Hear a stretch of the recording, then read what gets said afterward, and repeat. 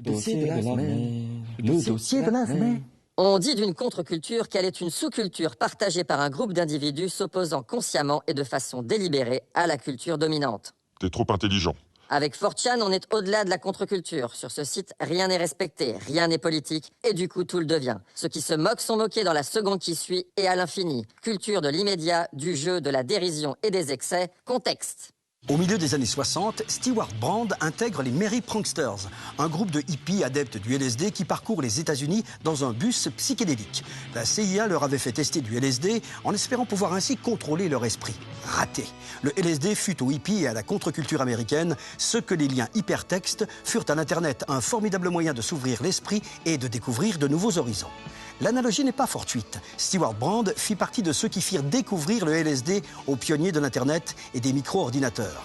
En 1968, il filma ainsi la mère de toutes les démos, du nom donné à la présentation de la première souris informatique, du courrier électronique, du traitement de texte et des liens hypertextes. En 1972, il écrivit dans le magazine Rolling Stone que le micro-ordinateur serait un nouveau LSD.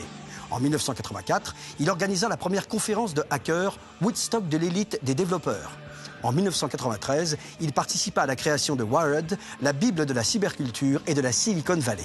Stewart Brand n'a pas inventé l'Internet. Il a juste fait des liens entre les hippies et les chercheurs, entre les hackers et les capitaux risqueurs, entre la contre-culture et la Silicon Valley.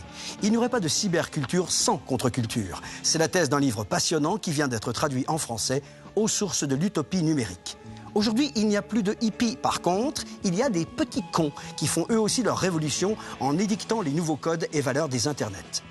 Leur temple est un forum, bi, sur le site 4chan, considéré par certains comme les latrines du web, par d'autres comme l'épicentre de la création des internets, où l'humour oscille entre le scatologique et toutes les formes possibles de provocation.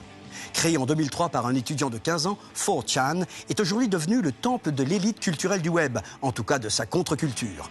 La plupart des mêmes internets y sont nés, des lolcats à Rage Comics, Pedobear, Epic Fail Guy, Trollface, sans oublier Anonymous, apparu sur 4chan pour lutter contre la scientologie.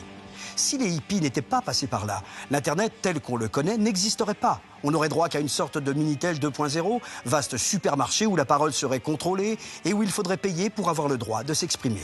L'avantage avec 4chan, digne rejeton de ces hippies qui ont permis aux gens de se donner les moyens de s'exprimer, c'est qu'on n'a pas besoin de prendre du LSD pour halluciner.